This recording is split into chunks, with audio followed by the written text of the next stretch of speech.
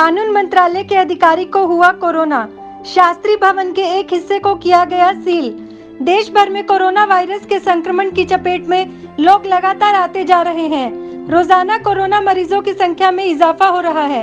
अब कोरोना की चपेट में कानून मंत्रालय के एक अधिकारी आ गए हैं। विधि और न्याय मंत्रालय में कानूनी मामलों के विभाग के एक वरिष्ठ अधिकारी को 1 मई को कोरोना पॉजिटिव पाया गया है।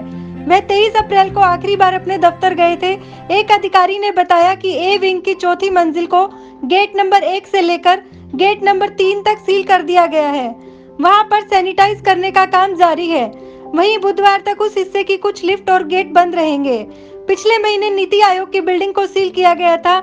इससे पहले राजीव गांधी भवन में भी कोरोना वायरस पॉजिटिव मरीज मिलने के बाद सील किया जा चुका है और बाद में सैनिटाइज किया गया। इसी तरह हाल ही में कोरोना वायरस की वजह से सीआरपीएफ के हेडक्वार्टर के एक हिस्से और बीएसएफ हेडक्वार्टर को सील किया जा चुका है। अधिकारी के पॉजिटिव पाए जाने के बाद कानूनी मामलों के विभाग के शास्त्री भवन कार्यालय को सील कर दिया गया है। कोरोना की दवा बनाने के करीब पहुंचा भारत।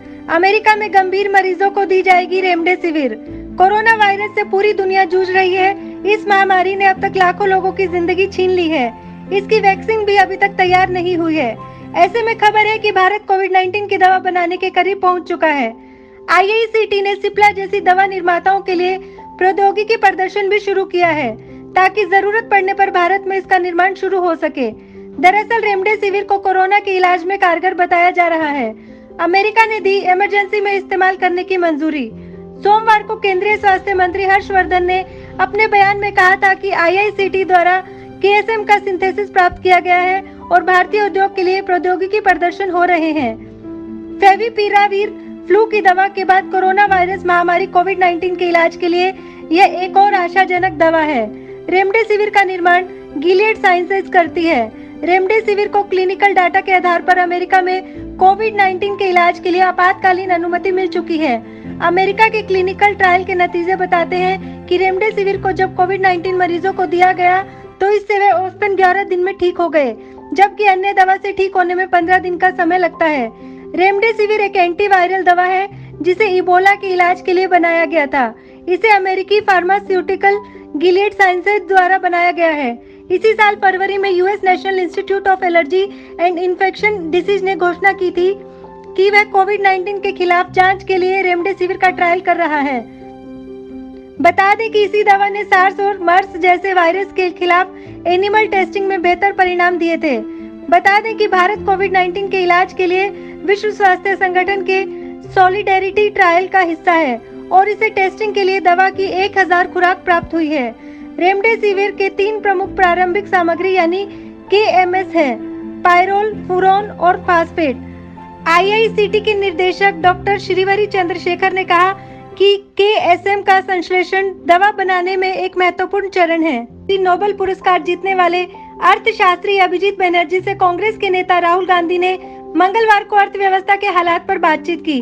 कोरोना वायरस संकट के बाद अर्थव्यवस्था को पटरी पर लाने के उपायों पर चर्चा करते हुए अभिजीत बनर्जी ने कहा, इस संकट से निकलने का एक ही उपाय है कि सरकार लोगों के हाथों में खर्च करने लायक पैसा दे।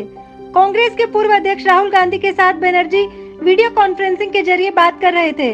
उन्होंने इस बात पर भी जोर दिया कि भारत सरकार को भी अमेरिका सहित कुछ दूसरे देशों की तरह बड़ा राहत पैकेज देना होगा ताकि लोगों के पास पैसा आए और बाजार में डिमांड बढ़ सके। गांधी ने पूछा कि क्या न्याय की योजना की तर्ज पर लोगों को पैसे दिए जा सकते हैं, तो उन्होंने कहा निश्चित तौर पर। साथ ही उन्होंने यह कहा कि अगर हम निचले तबके की 60% आबादी के हाथों में कुछ पैसे देते हैं तो इसमें कुछ गलत नहीं होगा। यह एक तरह का राहत पैकेज ही होगा। बातचीत में बनर्जी ने यह भी कहा कि जिनके पास राशन कार्ड नहीं है उन्हें कम से कम 3 महीने के लिए अस्थायी राशन कार्ड जारी किए जाए ताकि उन्हें अनाज मिल सके। गांधी के एक सवाल के जवाब में उन्होंने यह भी कहा कि जरूरतमंद तक पैसे पहुंचाने के लिए राज्य सरकारों और गैर सरकारी संगठनों की मदद ली जा सकती है। दिल्ली में भारतीय सेना के अनुसंधान और रेफरल अस्पताल में सेना के 24 लोग कोरोना पॉजिटिव पाए गए हैं। अस्पताल के और मरीजों की रिपोर्ट का भी इंतजार है। सेना के प्रवक्ता कर्नल अमन आनंद ने बताया कि सभी 24 लोगों में भारतीय सेना के अस्पताल के कैंसर विभाग में भर्ती किए गए सेवारत और सेवा निर्मित सैन्य कर्मियों और उनके आश्रित शामिल हैं। इन्हें दिल्ली कैंट के बेस अस्पताल में स्थानांतरित कर दिया गया है। दिल्ली में भारत तिब्बत सीमा पुलिस आईटीबीपी के 45 कर्मियों के कोरोना पॉजिटिव होने का मामला सामने आया है। इनमें से दिल्ली में आंतरिक सुरक्षा में तैनात किए गए 43 और दिल्ली पुलिस के साथ लॉ एंड ऑर्डर ड्यूटी के लिए तैनात किए गए 2 लोग शामिल। अगर आपको हमारा वीडियो पसंद आया हो तो इसे लाइक करें, हमारे चैनल को सब्सक्राइब करें और हाँ, बेल आइकन दबाना ना भूलें ताकि आप तक हमारे वीडियो की नोटिफिकेशन पहुंचती रहे। आप अपना सुझाव हमें कमेंट बॉक्स में दे सकते हैं। हमारे साथ जुड़ने के लिए शुक्रिया।